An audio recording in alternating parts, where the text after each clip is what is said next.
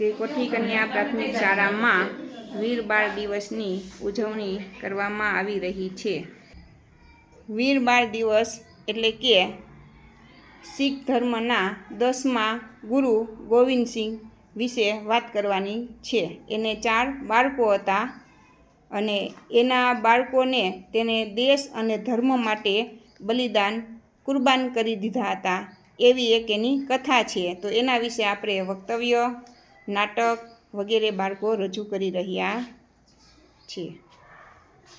આચાર્ય શ્રી, સમગ્ર શિક્ષકગણ શ્રી અને મારા વહાલા વહાલા વિદ્યાર્થી મિત્રો, આજે હું તમને વીર બાળ દિવસ વિશે वक्तव्य कहीश। नन्हे थे लेकिन वीर महान, साहबजादों ने दिया बलिदान, कच्ची दीवारों में सो गए अमर कहानी हो गई।